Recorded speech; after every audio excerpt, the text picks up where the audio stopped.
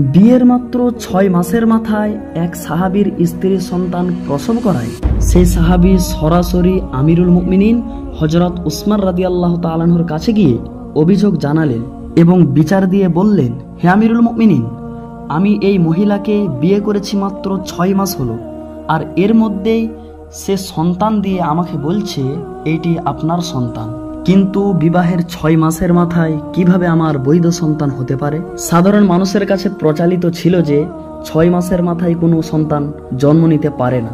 এই কারণে সেই ব্যক্তি চিন্তিত হয়ে পড়লেন এবং সরাসরি তার সন্তানকে না দেখে হযরত আমিরুল মুমিনিনের কাছে গিয়ে অভিযোগ জানালেন। হযরত আমিরুল মুমিনিন সঙ্গে সঙ্গে তার সূরা কমিটির সমস্ত ব্যক্তিদেরকে ডাকলেন এবং এই সম্পর্কে আলোচনা করলেন এবং বললেন এই সন্তান হালাল নাকি হারাম, কেননা এর আগে এমন ঘটনা কখনো ঘটেনি যে বিয়ের 6 মাসে স্ত্রীর সন্তান প্রসব করেছে।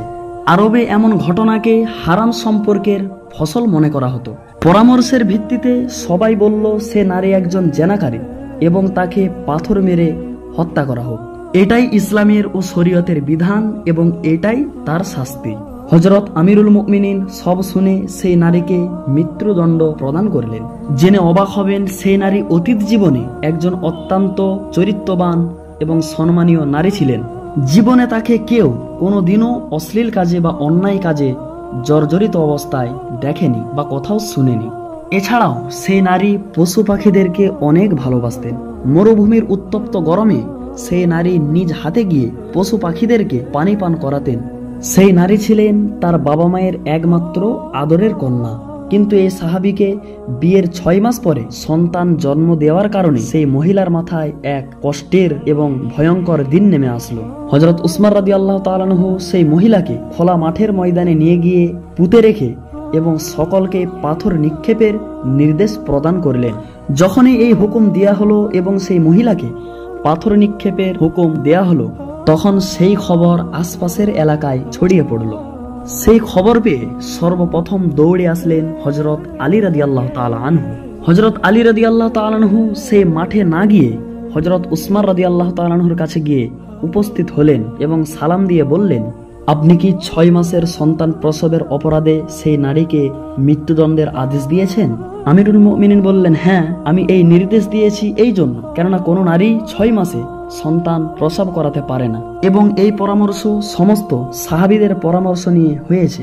সবাই বলেছে 6 মাসে জন্ম নেওয়া সন্তান হালাল হতে পারে না। তখন হযরত আলী রাদিয়াল্লাহু তাআলা আনহু বললেন, হে আমিরুল মুমিনিন, আপনি ভুল সিদ্ধান্ত নিয়েছেন। হযরত আমিরুল মুমিনিন আশ্চর্য হয়ে বললেন, তা কিভাবে? তখন হযরত আলী রাদিয়াল্লাহু তাআলা আনহু বললেন, 6 মাসেও সন্তান জন্ম নেয়, এটা কোরআনেই প্রমাণিত। হযরত উসমান রাদিয়াল্লাহু তাআলা আনহু অবাক হয়ে বললেন, কোরআনে? এটা কিভাবে? আমি তো কোরআন মুখস্থ জানি, তুমি প্রমাণ দিতে পারবে? তখন হযরত আলী রাদিয়াল্লাহু তাআলা আনহু কোরআনের আয়াত পড়ে শোনালেন। বললেন, গর্ভধান এবং সন্তান দুধপান করার সময়কাল 30 মাস। সূরা আহকাব আয়াত 15। হযরত উসমান রাদিয়াল্লাহু তাআলা আনহু বললেন, এটি তো 2.5 বছর হয়, 6 মাস কিভাবে হবে? হযরত আলী রাদিয়াল্লাহু তাআলা আনহু বললেন, আর একটি আয়াত পড়ুন যেখানে বলা রয়েছে দুধপান 2 বছর। সূরা লোকমান আয়াত 14। তাহলে 30 মাস থেকে 2 বছর বাদ দিলে সেইখানে 6 মাস থাকে। হযরত উসমান রাদিয়াল্লাহু তাআলা আনহু বললেন, হে আলী, তুমি সঠিক বলেছ। তখন হযরত আলী রাদিয়াল্লাহু তাআলা আনহু বললেন, কিয়ামত পর্যন্ত যদি কোনো নারীর 6 মাসে সন্তান জন্ম নেয় তবে তাকে হালাল ধরা হবে, হারাম নয়, কেননা এটি কোরআনের আয়াত দ্বারা প্রমাণিত। সারা দুনিয়া মিথ্যা হতে পারে, কিন্তু কোরআনের আয়াত সত্য এবং সত্যই থাকবে।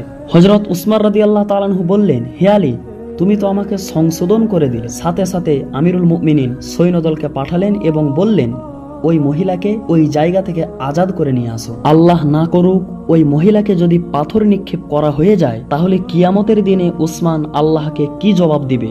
হযরত উসমান রাদিয়াল্লাহু তাআলা আনহু আর্তনাদ করে কাঁদতে লাগলেন এবং নিজে নিজেই বলতে লাগলেন, উসমান কিয়ামতের দিন আল্লাহকে কি জবাব দিবে এবং কি বলবে? তারপরে হযরত আলী রাদিয়াল্লাহু তাআলা আনহু এবং সৈন্যদল গিয়ে ওই নারীকে উদ্ধার করলেন। আল্লাহর কৃপায় তখন পর্যন্ত ওই নারীকে কোনো পাথর নিক্ষেপ করা হয়নি।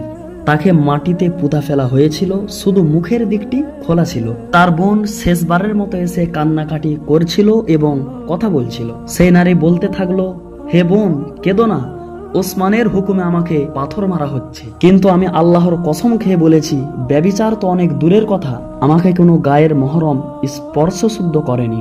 ঠিক সেই সময়ে হযরত উসমান রাদিয়াল্লাহু তাআলা আনহুর সৈন্যরা শাস্তি থামানোর জন্য পৌঁছে গেল। হযরত আলী রাদিয়াল্লাহু তাআলা আনহু পৌঁছে গেল এবং সেই মহিলাকে ওই মাটি থেকে আবার তুলে আনা হলো। হাদিসের রাওয়ায়াতে আছে, যেমন দুটো পাখির ডিম পাশে পাশে রাখলে কোনটা কেমন ডিম চেনা যায় না, তেমন বাবা এবং ছেলের মুখের দিকে তাকালে তাদের হুবহু মিল ছিল এবং মানুষ বুঝতে পারছিল যে এটা তারই সন্তান।